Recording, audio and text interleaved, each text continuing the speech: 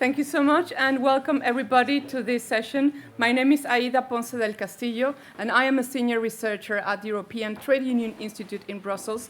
My colleague over there, she is Valerica Dumitrescu, and she is an education officer as well at the ETUI. Together, we have developed the ETUI AI game, and we are going to explain to you how it works and why we did it. So basically, we needed to understand AI, like you and like any adult interested in the topic. But it was very, very difficult to convey, to explain what AI is to a diversity of adults with very different backgrounds, usually with non-technical background, and to bring down abstract topics like machine learning, deep learning, neural networks into the normal daily work. So we did, through our courses over the years, abstract presentations, technical presentations, expert presentations, and they didn't work. So what we thought is to make it differently. And thinking about gamification and other techniques, we wanted to break down what seems to be very technical, AI, into something digestible for adults in order to be able to gain knowledge and increase agency when adults or workers' representatives talk to expert audiences and feel more empowered to acknowledge and own the topic. So the idea is to become more AI literate. So this is not the AI literacy that the AI Act is portraying, but really breaking down in a critical understanding what the impacts on AI in their jobs, maybe in their own context, maybe in their company, in order to question, to ask the right questions, not to understand really what the algorithms work, but in being able to spot the issues on privacy, security, work impact on working conditions, and other things. Basically, we're trying to educate, or we're educating and empowering adult workers or adult education with non-experience on AI, or maybe a little bit, but not knowledgeable on privacy and data protection or other issues, works councils, employers and employees, and we want them to talk together because in the AI ecosystem, there is not only the employer and the employee, but also data protection officer, security ecosystem, equality bodies, etc., etc. The game is based in 3 components. The first one is Foresight. So we tried to understand and convey how technologies work from a very different perspective, scan the horizon of different applications of technologies that can be encountered in the workplace. We can also want to break down that fuzzy terminology about AI into something really that people can see, this is an application where neural networks can be embedded, or machine learning, or even generative AI, which is a little bit more palpable. And we want to increase the role of the people by exposing different players into, again, data protection mentality people or equality people, etc., etc. So they are able to work with other narrative and other language. We also, gamification. And where is it? Back. Yeah. There is gamification. I don't see because of the glare. I'm sorry. So the gamification is there? More? Sorry. Yes. Okay, gamification is the second element, and the third one is negotiation capacity. With role play embedded, then we can really bargain what it's important to bargain when we're talking about emergent technologies and AI, negotiating security, data protection, non-discrimination issues, and other things that are not really in the normal business of trade union work councils ecosystem. What do we get from here? What is our objective? To increase the knowledge of non-expert audience, to make them feel comfortable with technical issues, to appropriate their narrative, and to be able to spot AI, the invisibility and the immateriality of AI in their workplaces, in the technologies and machines that they use, and of course, increase the bargaining power. So, how does it work? That's my part. So, in the beginning, think about it. There is not just a single game, there is a package. And the package consists of the guide. So you have it in here. When we call it the guide, yeah, it's Murphy, doesn't matter. When it's called Discovering the Many Faces of Faceless Technology. And this is, can we, oh yeah, no, it's not, it's here. Yeah, so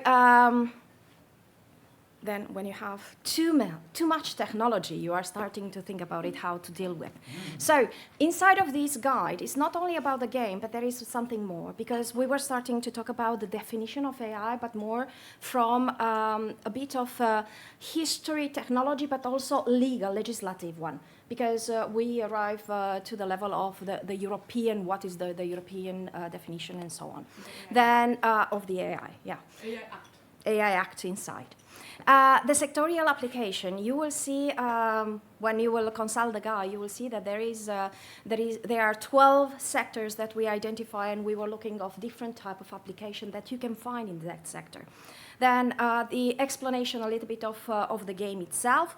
Then there is a set of challenges which are expressed in there, challenges or scenarios. And they are, let's say, we put 2 minds together, and then we consulted also with other sectors. Then we arrived to a set of 12 scenarios that describe different situations. And those scenarios, we are using it in the board game. We will tell you later. And then there are some topics for negotiation, so a little bit of support when you start negotiation on AI. Now, how to play? As I mentioned, there is a package. So we have the guide, we have the first canvas, which is there, which you can see it here on the wall. And this is the part where you can play it or you can use it when introducing AI into a training or into a workplace. Why? Because it has four tasks. You can have groups from 4 till 10 even. And what is useful in this, I mean, what you will need a part of this canvas, you will need a set of cards. And I will tell you where we use it. First, in the bottom, you have some definition of application that you may encounter at the workplace or you have seen it around you. So those applications can be, one of the elements which was very much discussed, it was smart dust. But you have augmenting reality, you have generative AI, you can have other application that you can find it. And the reason of it is not that they will read the definition. They will need to identify in the group if there is something that they didn't met or they didn't see around, you know, and try to explain what it's all about and understand. So moving from the definition part to the place where they do the scanning. They see what is happening around. And in a time frame of today, tomorrow, and future, they need to use, leave it. Sorry, it was well done, then it doesn't want to stay straight. So what they need to do in the group, it's they have a set of cards which you have it according to the code color, a sector represented. For example, we have e-commerce in blue, then I did something wrong. Agriculture. Yeah, logistics, banking, construction, health sector, education. And then what they need to do, they need to look on the cards, agree with themselves, which one they can decide to have a look more deep on it. They are the application that they can find it today, as I said, tomorrow, and the day after tomorrow. And they need to stick it and to decide in the group. Now, the game can be played in a multi or sectoral group, but also for a particular sector. And we already did that with, for example, the engineer and management, the ETU's Eurocadre Federation, the European one. We did it also with the European Education Federation sector. So, and also in logistics, for example, in transport.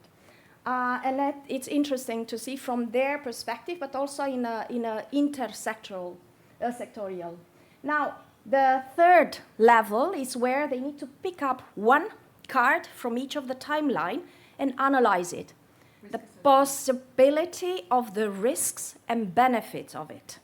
So it's, if you call it, it's a risk assessment that we are asking them. So as you can see, they started from the introduction, going more in deep, trying to identify and be aware to scan what is happening around them. Yes, and the fourth one is just a conclusion where they put the elements all together. You wanted to ask a question or? No, on the Yeah, okay. So the next, so here you have the different cards, how they can play. I'm trying, but I don't know where to look for. Okay, now, the most interesting part is the board game. The interesting part because everybody wants to play, okay? So the other one is more that you can use it in the training, but this one, it's even different because it's like a goose game. It's a role play. And as you can see, there are pounds, there is a dice, there are cards, and so on. And I will tell you how it works. So here, when we were saying it's a role play, then participants in the group, and as I said, you can do it from 4 till 8 maximum, because then it's become too long to be done. You need at least 45 minutes to run this part of the game. So you have the board, which is like the canvas which fold. We have it in here.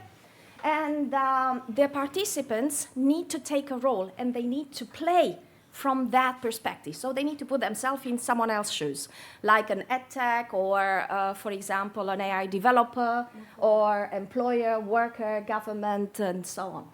Now, how to play it? As I said, we have dice, pounds, we have cards, and I will explain you what is that for. And I'm trying. Okay, no, don't worry. So, and there is another thing.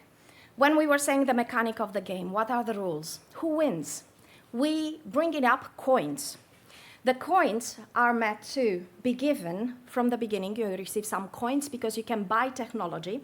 And as I said, there are different types of cards. You have tech cards, you have issue cards, and challenge cards. Now, it's very easy to play in a sense that you roll the dice and you move from one cell to another. Inside there, in each cell, there is a color, but there are also instructions what you're supposed to do. As you can see, they are green, they are also blue, they are pink, but there are also some others saying like, give a coin to your left or to your right, just to make a little bit of dynamic of the game. You can also have move back six cells, or so it's a playful way. But what is the most interesting in this is that when you end up in a green, like the issue, there you can have a security issue, you can have privacies and so on. How can you solve that issue with the use of a tech? So you have a tech card. When you end up in a challenge, and this is the most time-consuming, is that there is a scenario, so there is a story, there is a challenge. You read it loud, and then you need to find partners to solve that challenge. Together. You can bring them all, but at some time, only some of them, they will play. They will bring solution. And that should be done in 10 minutes' time. We have a clock for that. And once it's finished, they will continue. But if they solve it, they receive a coin. You see? So this is the, let's say, the incentiveness of the game. So what we have now, the game itself can be used in different parts. The introduction, you can use it in every type of training, even on gender-related and so on, because they are very much, let's say, AI is present in every place now. The second part, the board game, we already translated in different language. In fact, the entire set we translated in different language. We already tried and practices in Spain in Comisiones Obreras. We were invited also in other places to provide, and also in a French agency that we played because they found it interesting to be applied within the negotiation, within the social dialogue meetings, because this in ANACT is called the agency.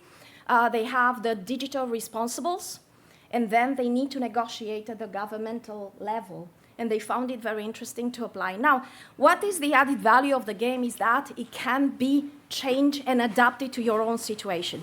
We have the Austrian colleagues who are already starting doing that, but then we adapted to the logistics sector, we adapted to the education sector. Now again, the French Eurocadre, they wanted to apply, they will be next week.